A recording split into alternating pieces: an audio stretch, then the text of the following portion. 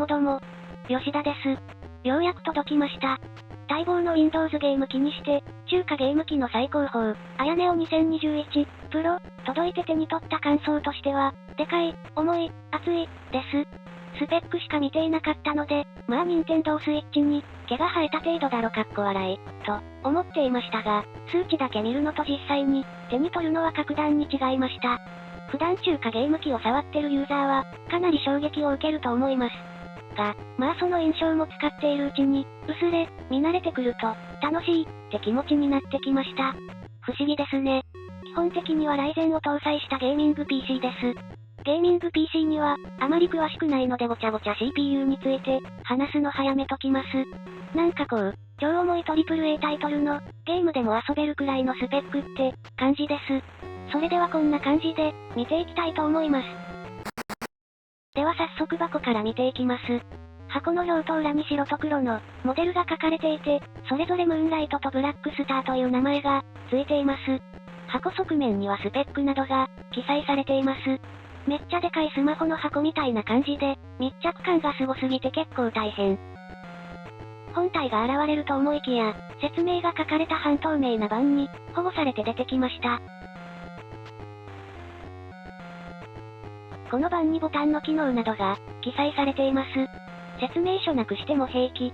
さらに本体を取り外すと、何か色々と詰め込まれています。ものすごくぴったりはまり込んでいて、気持ちいい。これが、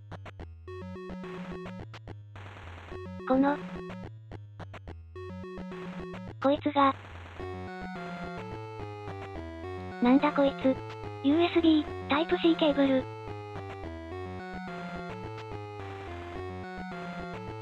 そしてこの小さいのが、USB、タイプ C を USB に変換するアダプターで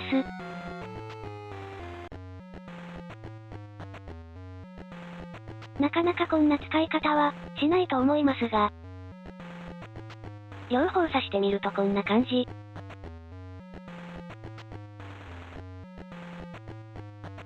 このよくわかんない奴らが全部バッテリー用の変換アダプターです。あやねを海外に持って行ったりしない限り、基本的に使う必要はありません。こいつが充電器。USB、タイプ C にのみ対応しています。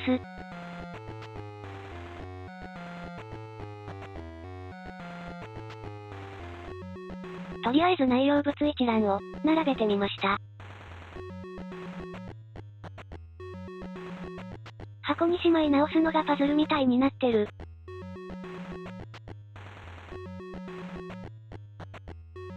説明書忘れてた。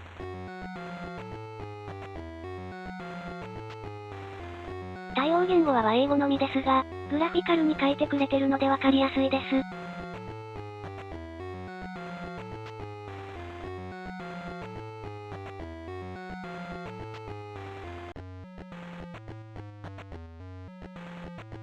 ちなみに今回はデントオンラインさんで購入したので、マイクロファイバークロス、専用保護フィルムが光沢と、反射防止を1枚ずつ、保護フィルムを貼るための補助ツールが付属してきました。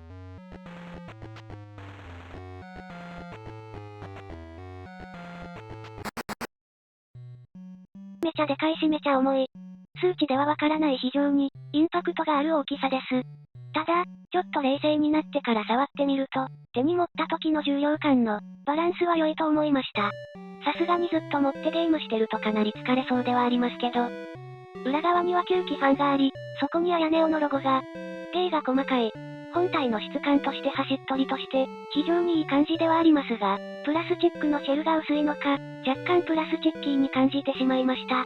というか、勝手にメタルっぽい印象を持っていたのかもしれない。でもよくよく考えると、メタルにすると普通は、その分値段も重量も大きくなるので、プラスチックで良いですよね。PC のくせに充電用の端子は USB、タイプ C なのが、非常に便利。まあ、60W の充電器本体がなければ、意味ありませんが、インターフェースが独自規格じゃないのは、替えが利くので良いですよね。画面上側は左から最強の USB、タイプ C、普通の USB-C、イヤホンジャック、音量ボタン、電源ボタンです。ちなみに最強の USB-C っていうのは、ここから画面出力や充電もできるので、本当に最強。ナログスティックの位置がちょっと、ずれてる感じしてるな、って思ってましたが、実際に手に取ってみると非常にいい位置に、ある。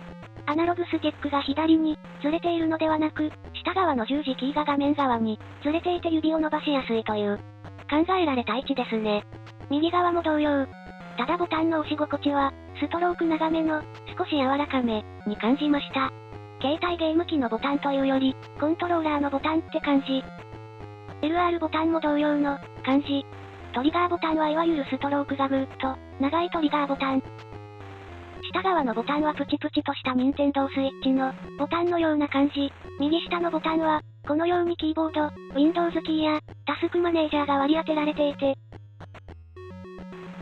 左下のボタンは Xbox の、ボタンと同様のものが配置されていて、Xbox コントローラーに、対応しているソフトは自動で、割り当てられます。使い方としては、普通にパソコンを使えれば、使えるって感じです。基本的にはスマホやタブレットのように、タッチパネルで操作する必要があって、キーボードもタッチで入力。キーボードなんか使わんっしょしょと、思っていましたが、PC では色々な場面で、キーボードを使う。絶対あった方が便利。キーボードを搭載している GPD、Win さんは賢いなって、思いました。あやねお専用のメニュー画面みたいなやつ、あやスペースというものが公開されていたので、試してみました。電源を入れると自動で立ち上がる仕様になっていて、コントローラーで直感的に、ゲームの起動などができるようになります。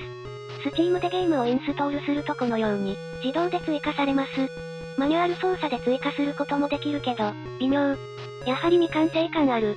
しかしこのあやスペースをインストールすることで、左アナログスティックでカーソル操作できるようになったり、ボタンが決定ボタンになったりするので、便利は便利。でもやっぱり使うなら Steam の、ビッグピクチャーの方が良い。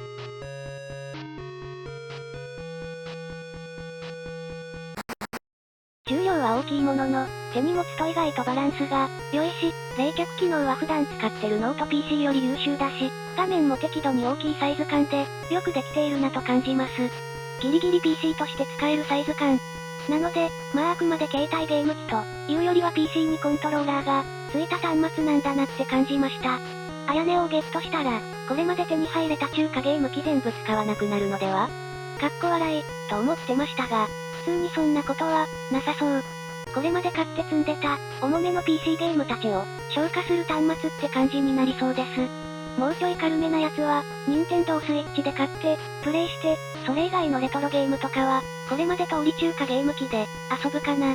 まあでも選択肢ができたのは、良いし、普通に PC として使えるのも、良い。普通に GPD、Win3 も、欲しくなってきた。